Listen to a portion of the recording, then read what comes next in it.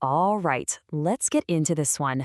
Tonight's story is a deep dive into a conflict that absolutely blurs the line between what's real and what's a nightmare. A place where winning a fight can be, well, a whole lot more terrifying than losing. We're talking about the Hag, the Void, and the Watcher. So, everything hinges on this one line. It tells you right away that this is not your typical brawl. Nope. While our heroes were sharpening their swords and prepping their spells, the real war had already kicked off on a totally different battlefield, inside the mind of one of their own. And that brings us to our first big idea here, a battle raging on two separate fronts. We're going to break down how this whole crazy fight was happening in two places at once, in the physical world and deep inside the mind. So just try to picture this. In the real world, you've got the party fighting for their lives, swinging at these ghostly figures they can barely even see, let alone hit. And at the exact same time, their friend, the warrior Thane, is just gone. He's totally catatonic, locked in this personal nightmare where the Hag is very, very real and tearing his mind apart. And look, this wasn't just some bad dream. This was a systematic psychological attack. The Hag's entire goal was to shatter Thane's will. She pulled him into this dark mental void and just hammered him with these broken memories, pieces of a past he couldn't quite place. Every vision was like a hook, and every whisper was an attempt to break him down and bend him to her will. But after what must have felt like an eternity in that darkness, something gives.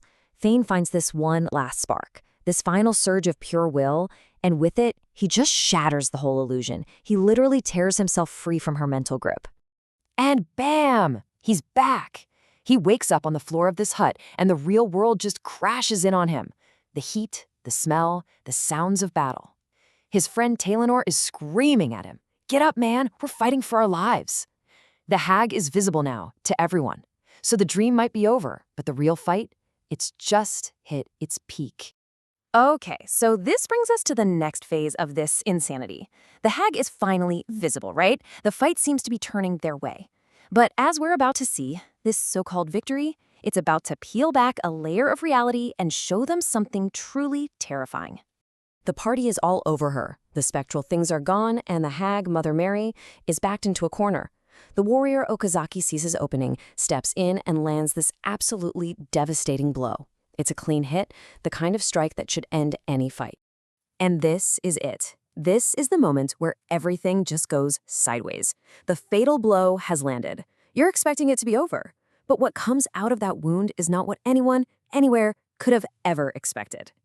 Instead of blood, instead of bone, the wound, it just opens. It opens into a literal void, a patch of pure nothingness. The Hag wasn't a creature of flesh and blood. She was a doorway, and that door just swung wide open, sucking 3 of the party members right inside.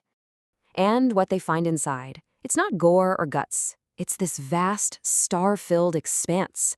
They're floating in this endless astral void, shimmering with cosmic light. It's described as beautiful, but, in a way that just feels deeply, fundamentally wrong. And echoing through it all is this haunting sound, kind of like a whale's song in an ocean with no bottom. So as they're just drifting in this impossible place, this little silver speck of light starts floating toward them. It feels warm, peaceful even. But as it gets closer, a darkness starts to creep in around its edges. It twists and it writhes, and then a jagged smile splits right across its form, filled with rows and rows of razor-sharp teeth. That beautiful light? Yeah, it was a lure. Now, before that thing could get to them, they were violently ripped away. Which brings us to the absolute chaos of the aftermath. A desperate escape, where the world they knew literally starts to come apart at the seams. Their return isn't gentle at all. They are violently hurled back into the hut with this crushing force, just battered and totally disoriented. And the world they're back in, it's physically collapsing. The weird pocket of reality the Hag was holding together is falling apart, and the hut is splintering around them. And as the whole party is scrambling, trying to get out alive, their guide, the old herbalist who brought them here in the first place, he does the absolute last thing you'd expect. He turns around and runs toward the danger, toward the collapsing body of the Hag and the void inside it. Without even a moment's hesitation, he just dives right into the void. And the story just leaves us hanging with this huge, unanswered question. Why? I mean, was it a noble sacrifice to try and close the gate? Or was it something else entirely? We just don't know. The survivors manage to escape into the woods, make camp, they're exhausted, they're horrified. You'd think their ordeal is over. But nope, not even close. This leads us to our final, chilling piece of the puzzle, the Watcher in Darkness. The night is not done with them yet. So they're in the false safety of their campfire, in the dead quiet of the second watch, when Talonor hears it. Just a single twig snap, a soft rustle in the trees. It's that primal, terrifying feeling that hits you in the gut. You are not alone. Something is out there, in the pitch black, and it's watching you. But Talonor doesn't freak out. He acts. Instantly, he teleports right to where the sound came from. At the same time, he sends his spectral wolf, Phelan, to sneak around and flank whatever's hiding there. The trap is sprung. Phelan lunges and drags this hissing, struggling shape out into the firelight. And this is what they see.